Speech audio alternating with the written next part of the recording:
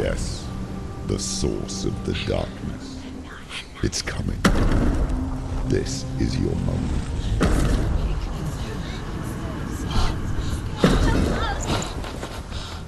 I'm sorry. I can't watch this. What are you doing? You're showing weakness. You're not a warrior. You're a disgrace. The gods will punish you for this. Pick up the sword. Pick it up. Fight the darkness. Fight it. Get up. Get up. Get up and fight.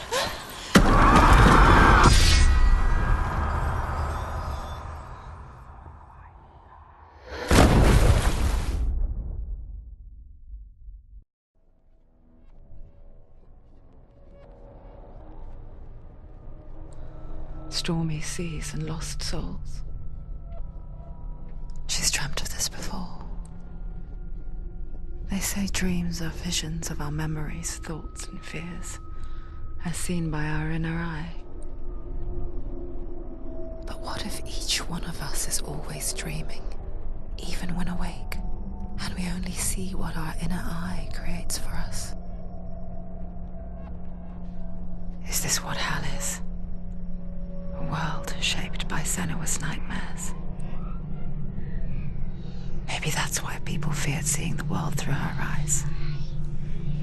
Because if you believe that Senua's reality is twisted, you must accept that yours might be too.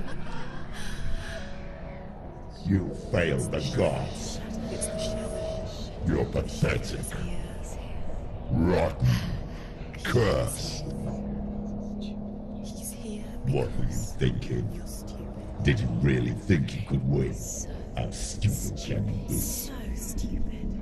Everyone hates her. She's cursed. The shadow hates. Look at you. A warrior. Worthless.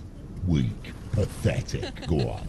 Feel sorry for yourself, because there is no one left to do that for you. Everywhere. You failed. What's that? Take it. If you're too much of a coward to fight, then end the suffering. Broken and lost. Just like your sword. Come on. Dare.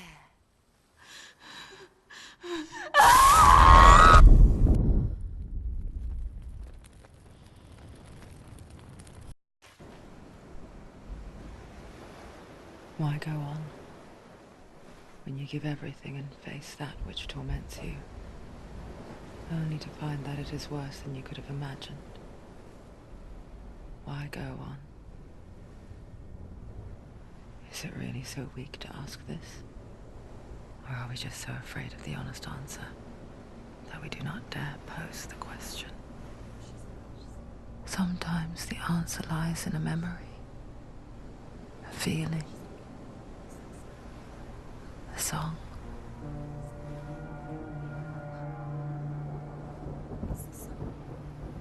It's not real.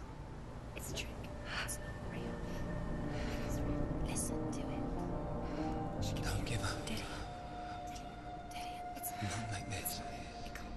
It's not real. It is real. It's a trick. Don't trust it. Maybe you're already dead. Who are you? Maybe this Do you still believe in yourself? No, it's Enough. It's a trick.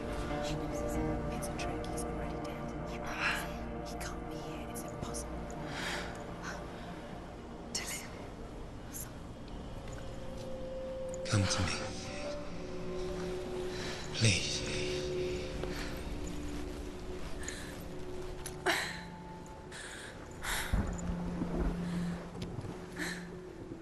The light. Go towards the light. It's him. There he is. It can't be him. It's just a trick. It's in your mind. No, he's here. It's in your mind. It's real. It's happening. Go towards it.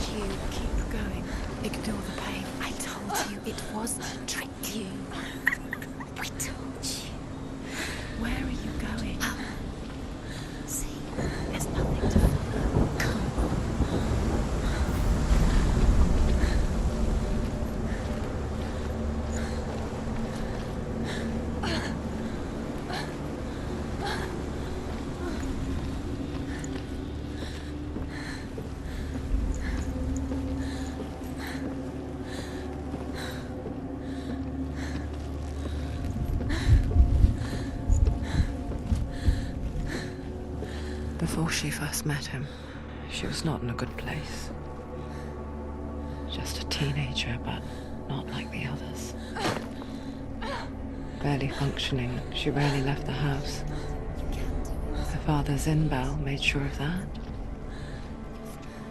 Only occasionally did she venture out on her own, collecting firewood and herbs. Errands out in the Orkney plains. That was her world. Like this one. Barren and lonely.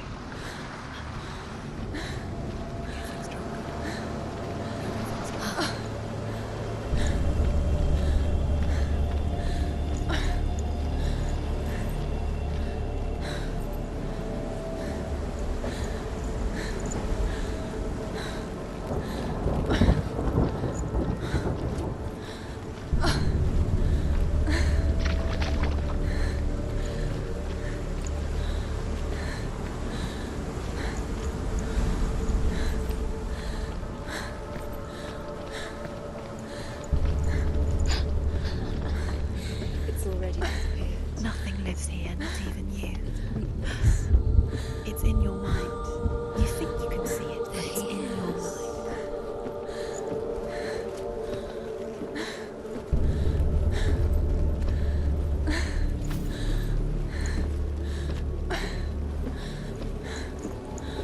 Where's the tree?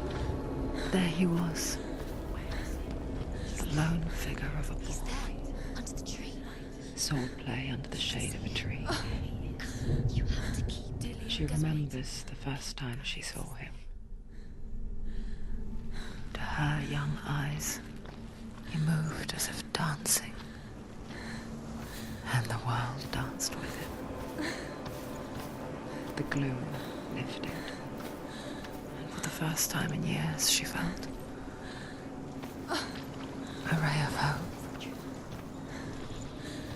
Where is he? He's there. Where is he? He's there, under the tree. You can see him. There he is. Come on, you have to keep Dillion going. You keep going.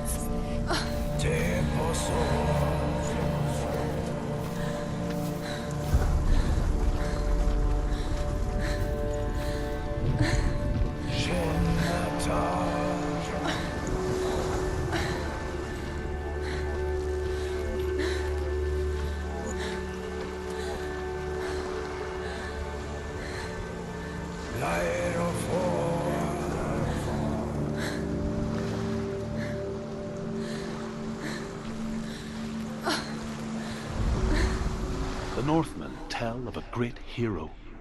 His name is Sigmund. His father's hall was built around a great tree, and one day Odin comes and thrusts a sword into the tree, a gift to whomever can release it. Many try, but the sword only comes out at Sigmund's touch. His brother-in-law, King Siggeir, wants it, but Sigmund refuses him, so King Siggeir plots revenge. He invites Sigmund and his brothers to a feast, but when they arrive, they are met with an army, not a warm welcome. King Siggeir captures Sigmund and his brothers, steals his coveted sword, and readies them for execution.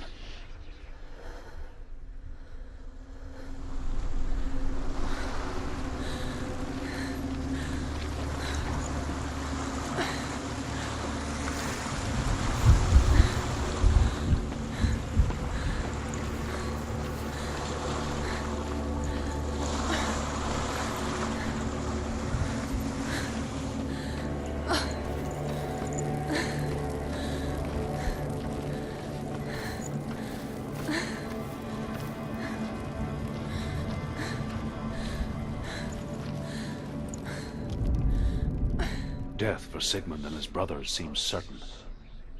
But the king's wife is Sigmund's sister, and she begs for mercy and implores the king to chain them up instead.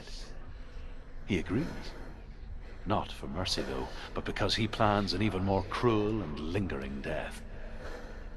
Chained to a tree in the forest that night, a she-wolf comes and devours one of Sigmund's brothers. She returns, ravenous, night after night, until only Sigmund is left. The next day, Sigmund's sister sends a servant with honey to smear on Sigmund's face. But to what end? Well, that night, when the she-wolf appears again, you'll never guess what happens.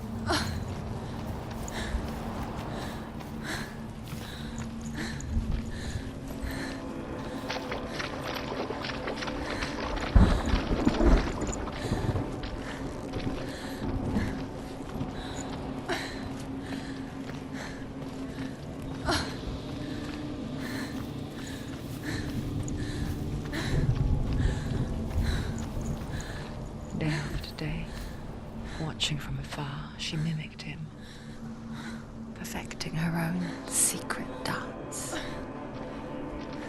wishing those fleeting moments of light would stretch out to last forever.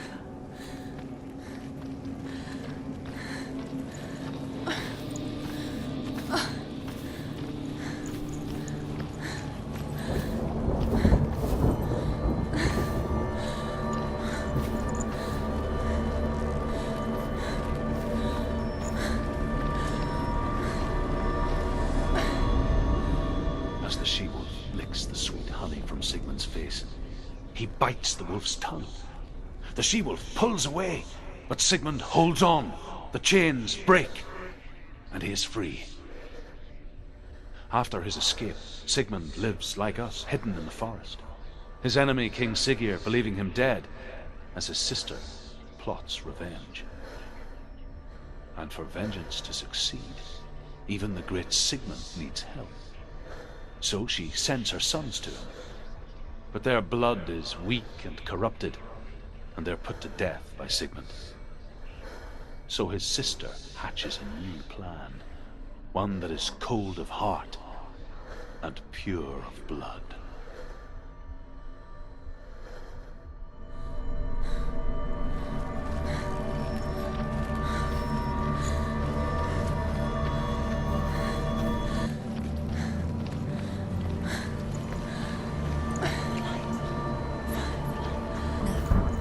It's a trick. It's an illusion.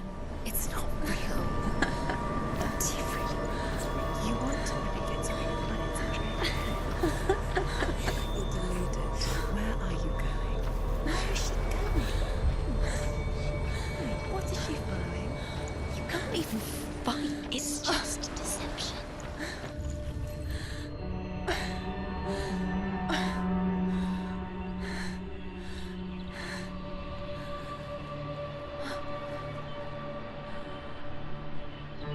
How does he so effortlessly court the world and bliss? If only she could do the same. See the world through eyes anew and dance with it, just like he does.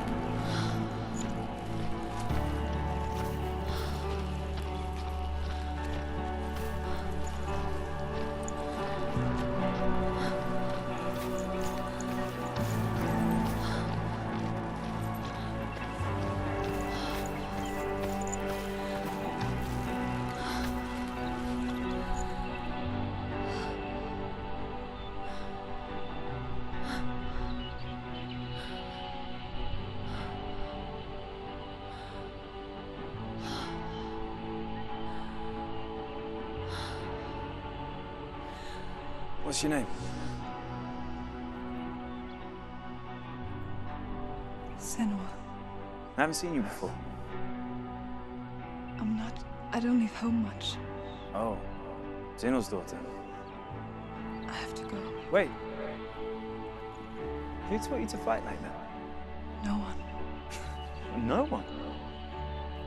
Well, I watched you, and... You learnt all of that from watching me? You should become a warrior, you know. Me? I'm Dillion. I'm here for the warrior trials. Just come and watch. And bring your sword. You can't put it into words. That moment when you look into the eyes of the one who's supposed to reassure you, make you feel safe. It only takes an instant. Fear swallows you before you have a chance to make sense of it. And darkness becomes a part of who you are. You killed him. But her world changed the day the Northmen took him from her. Senua knows that there's no going back to how things were. That there's nothing to go back to at all. Stay still, stay quiet, hide, don't tell her. Their gods can see into your mind. They will use this power to destroy you. They won't stop me. I can still feel it. Whatever's left of him, they will never let him go. I'm not gonna let him rot here! You're the one rotting here. Leave me alone. You will die here. No! And all your suffering will have been for nothing. Shut up!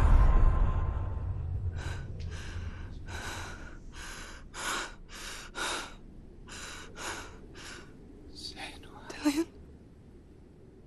Is that you?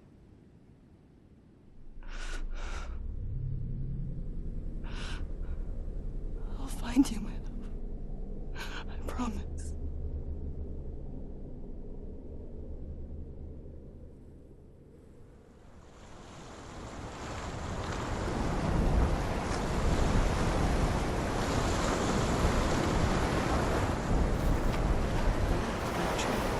Can you see that? You won't believe it. Is it real? Is it that? You're alone in these mountains. Is that Dillion? Nothing lives here. You won't survive. You met him by the tree. She met him by the tree. Maybe it's a sign, the tree. What's he trying to tell you? He's waiting for you by the tree.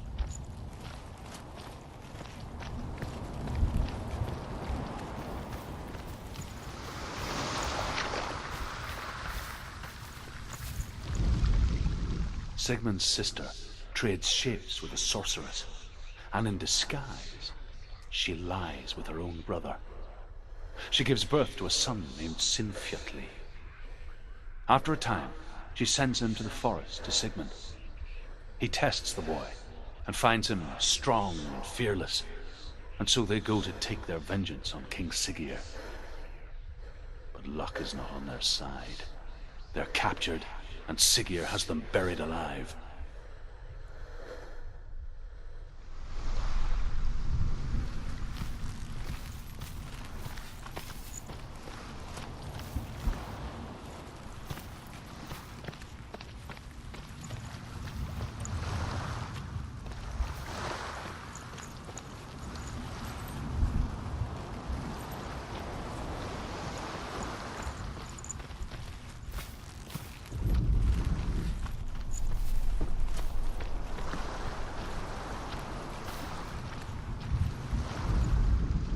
As Sigmund and Sinfjotli are being buried alive, Sigmund's sister throws an armful of straw into the grave mound.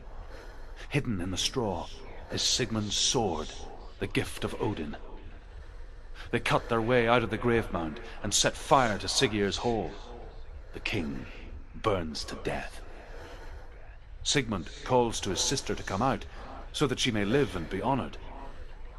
She does come out, but only to tell him the truth.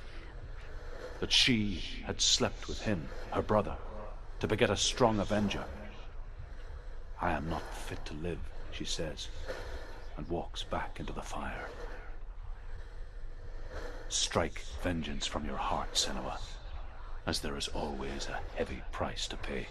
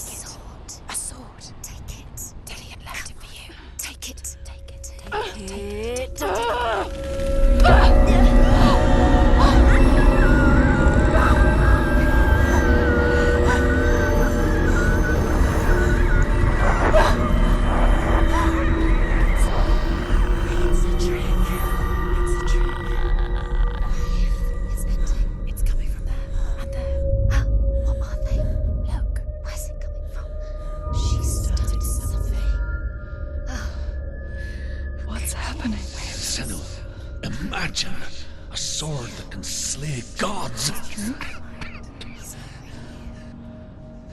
Its name is Gramr. It was forged by the god of all Northmen, Odin, and gifted to Sigmund, a great warrior. I need this sword. It's important. Can you help me? The sword appears whole, but it is an illusion. It shattered into shards long ago. It is said a great warrior can reforge Gramr by answering the trials of Odin, one for each shard. The roots of the Tree of Death will take you to new lands where you will face the trials. Go to the shards. Go to the shard. Go to the shards. What's the shard? Find it. It's the metal runestones. It's in front of you. Find it. The metal, the runes. You need that sword. Go to the shard. Find the shards.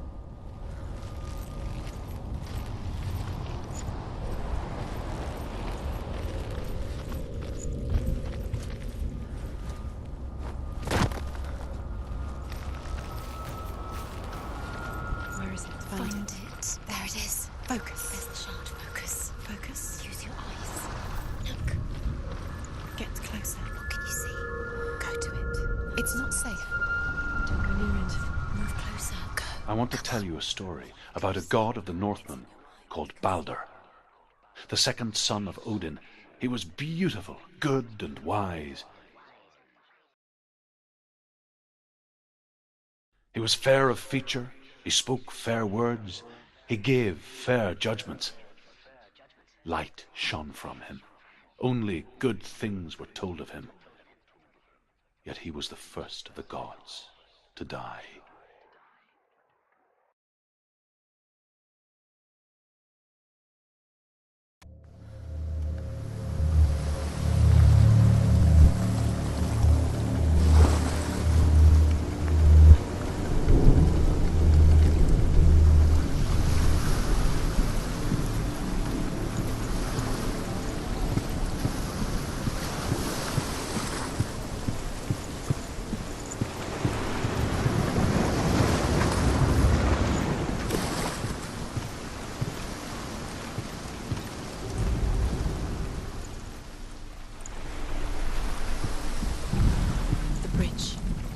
You've come this far, but the bridge is broken. There's no way you can fix it. What do you do now, Senua?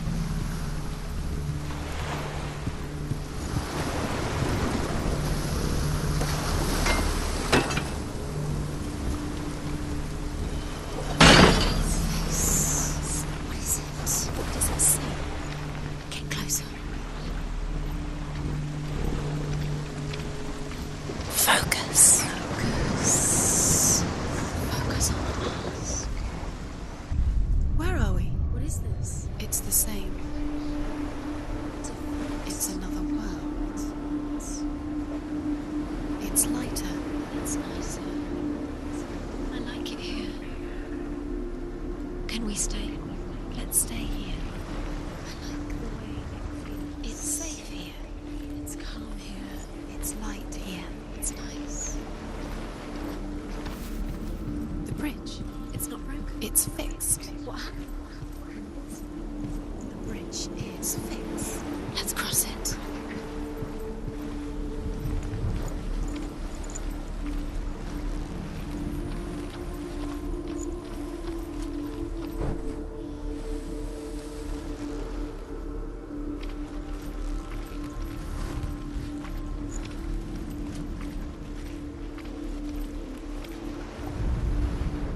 The Northmen tell this story about the death of Baldur. It begins with dark dreams. Night after night, Baldur dreams of his own death, and the gods fear for his life. So Baldur's mother makes everything in the world, fire, water, iron, stone, earth, wood, beasts, birds, serpents, poison, sickness, swear an oath not to harm her son. One by one, they each make their vow. Neither weapons nor wood will injure him, Baldur's mother boasts. Only Loki, father of Hela, the mistress of death, is not amused.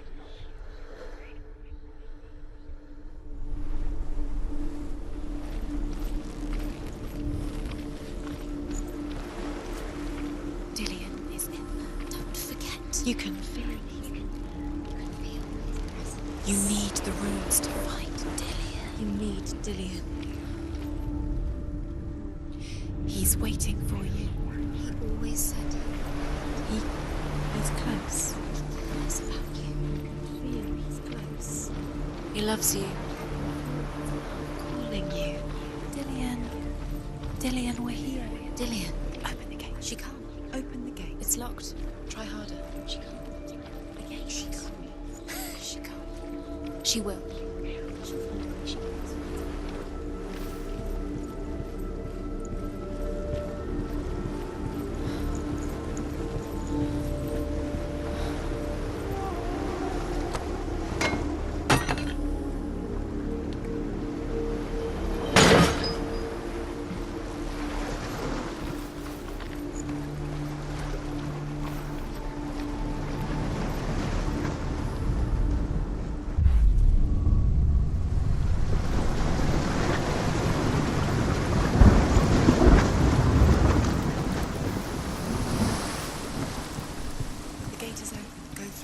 Go through it. It's dangerous. Follow it. What's behind the gate? Where will it take you? It's not safe.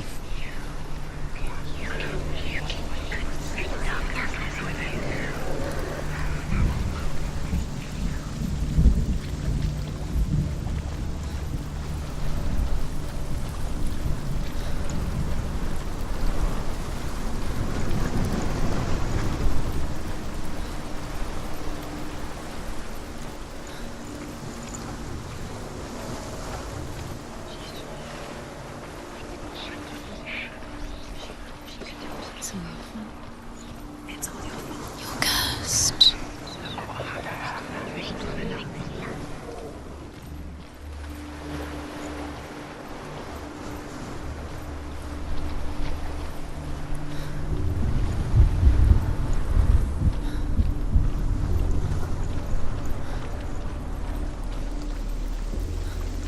He led you astray. You should have listened to your father when you had the chance. Why didn't you listen to him? This love has tortured you, and it tortured Dillion. There he is. There he is. What are you waiting for? Quick, find a way. Find him. Go. He disappears. Dillion, don't lose him. Way too many times. He's let him disappear. Dillion, there he is. Where is he? Where's he gone? We're in the wrong world. He's not here. She's in the wrong world. He's not in this world. He's in the other one. He's in the other one. He's in the dark world. The dark. The dark world.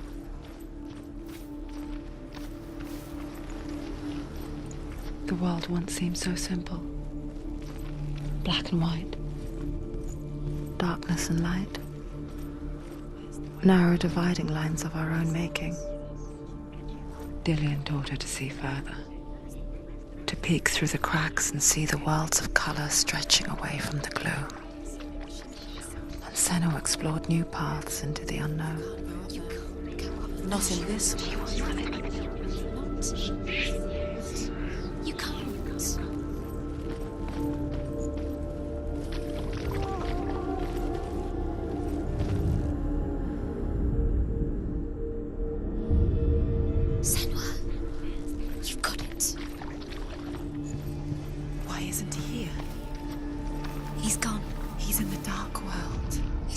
The gods feast and rejoice and amuse themselves by throwing spears and stones at Balder, striking at him with sword and axe. But he comes to no harm, whatever they do. The gods never cease to wonder at this great marvel. But Loki shapes himself into a woman and asks Balder's mother, "Is it really true that all things promise to keep him safe?"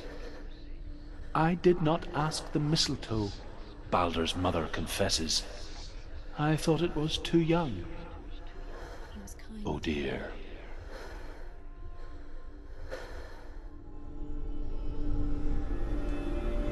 Dillion didn't believe in the curse. Dillion believed in you.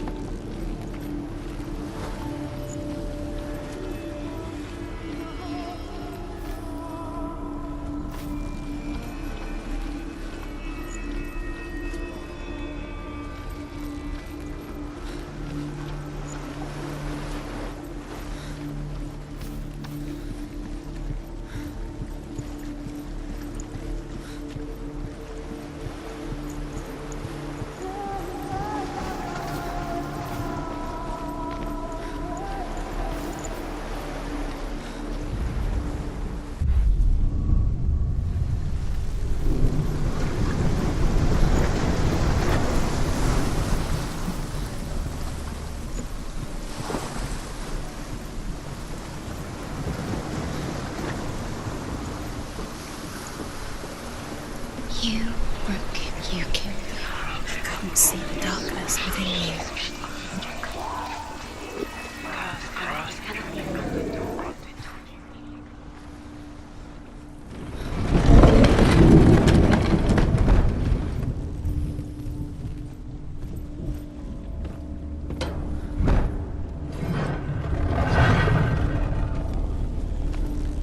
There he is. Where are you taking me? He's up there. How do you get up there? There's a way. He didn't know. There is a way up there. Find the way. She can do it. You're nearly there. She can find the way.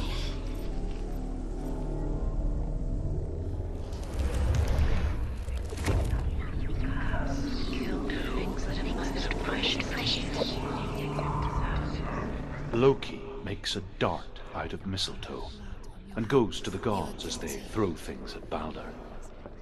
The blind god, Huth, was there. Loki asks him why he wasn't taking part. Huth says, "I cannot see where Balder stands, and even if I could see him, I have no weapon." Loki replies, "Here is a wand.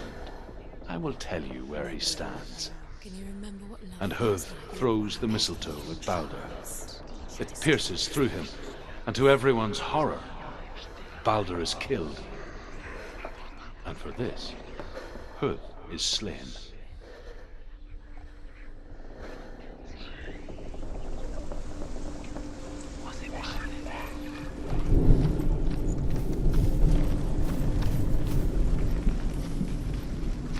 You have no chance for love now. Nobody will love you again. Ever again. You kid.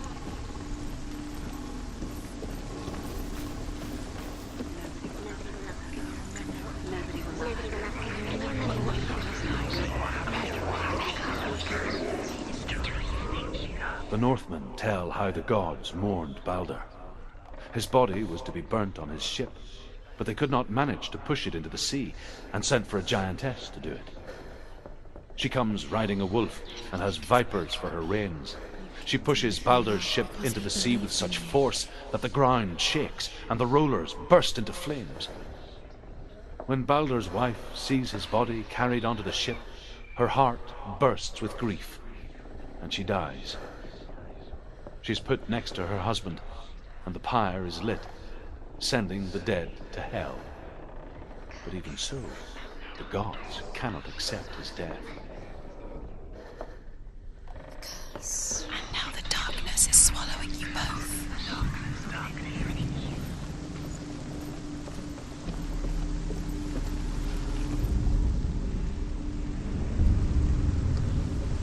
Years had passed since she left her father. She trained hard alongside her friend, Dillion. Look what happens to the things. She saw things no one else could. Patterns, shapes, movement. An intuition that made her an exceptional warrior. Friendship turned to love. But the shadow of darkness never let her go, and she was caught between two worlds. That of Zinbel and her past, She thought she had light and within Dillion, her. her future. Darkness. Two realities tearing at her soul.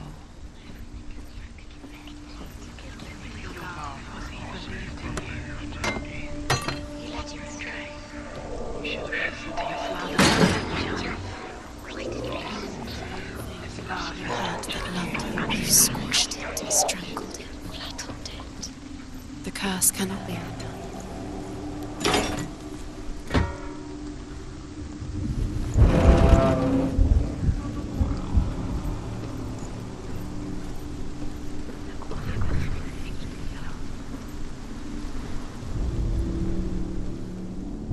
Do you know?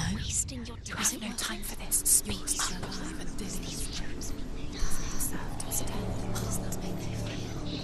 Trials to distract you.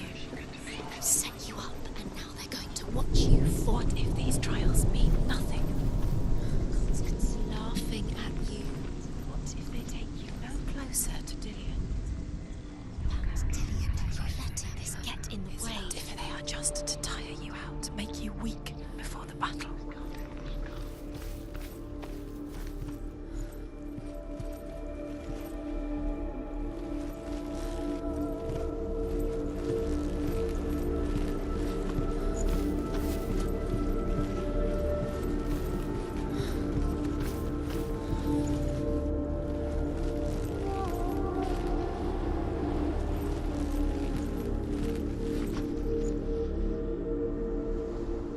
Do you remember the way he looked?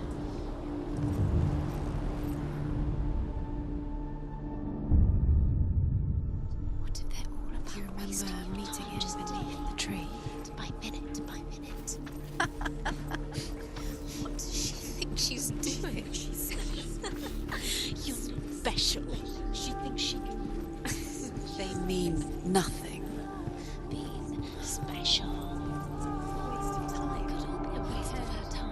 Overcome with grief, the gods send Hermod to ride to Hell and ask Hela to let Balder return home.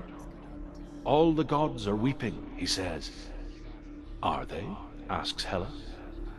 We shall see if he is truly missed. If everything in the world will weep for him, he shall go back to the gods. But if even one thing refuses, Balder stays with me. The gods send messengers everywhere. Weep for Balder, weep him out of hell. And everything wept. Men, beasts, earth, stone, trees, metal, everything. Except for a giantess they find in a cave. Balder was never my friend, she says. Let hell keep what she has. The Northmen say that the giantess must have been Loki in disguise.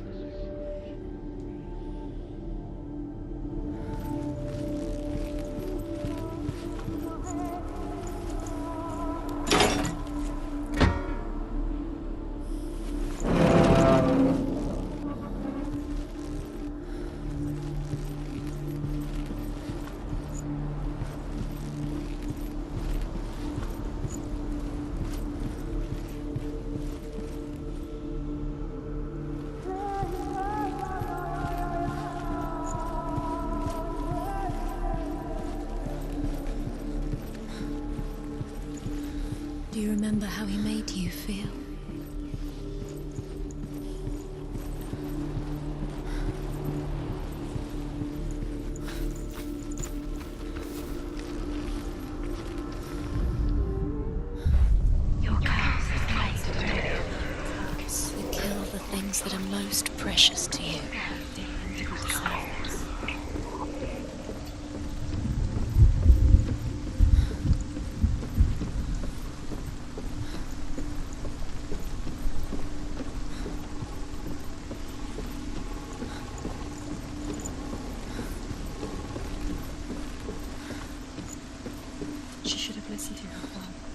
that she listened to her father. She thought she could defy her father.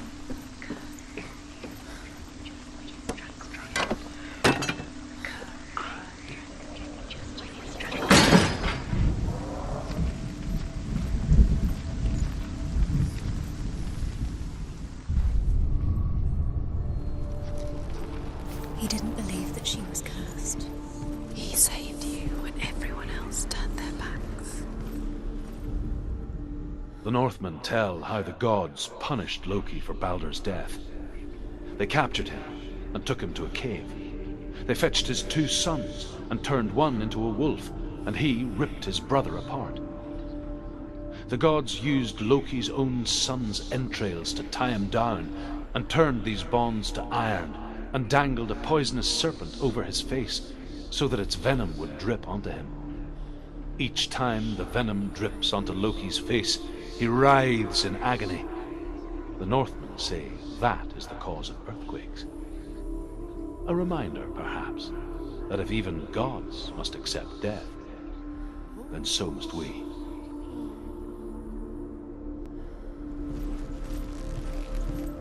He saved you. He saved you. That's you. You owe him. His love keeps you strong.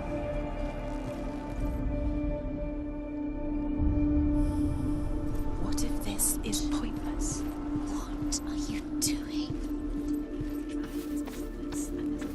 Why did you think you could make this work? You keep seeing runes. You see runes everywhere. Everywhere. What if they're not real? What if they don't actually make sense? They're a trick. The gods were lying. If you think it makes sense, but really the gods are playing with you. It makes sense in your mind, but it doesn't make sense in your Words. But it doesn't mean anything. You can't read this language, you don't understand. Wasting Time. You're cursed. Never succeed. So, quicker.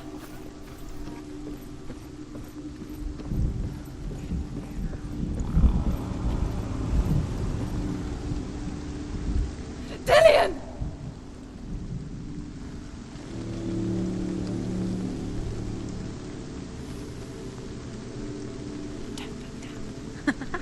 Be quick. Dillion never much cared for the underworld and looked dimly upon the druids, like her father, Zinbel. I guess he took after his father, a chieftain who believed nothing he couldn't see, and he happened to be blind. She felt safe in Dillion's arms, learned to see the world through his eyes, and slowly, the darkness that had bound her so tightly began to unravel. You're going to fall, careful. No, she's not. She's not going to fall. She's strong. She's steady. She can do it. You can do it, Senua. Be very, very careful.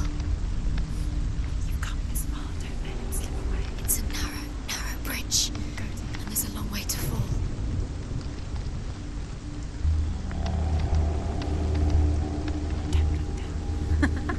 Be quick. Be quick. No! Breathe.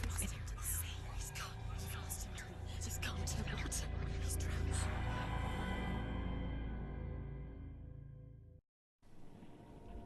Senua,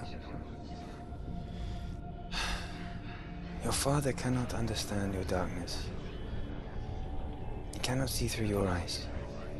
No one can. My own father was born blind.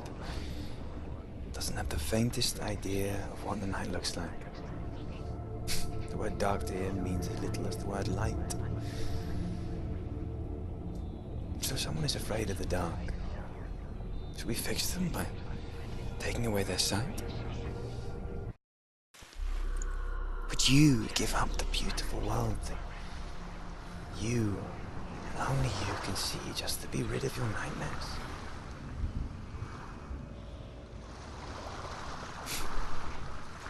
Or is this the price you pay for the gift you have? A gift that makes you so special in my eyes. Just another part of the person I love.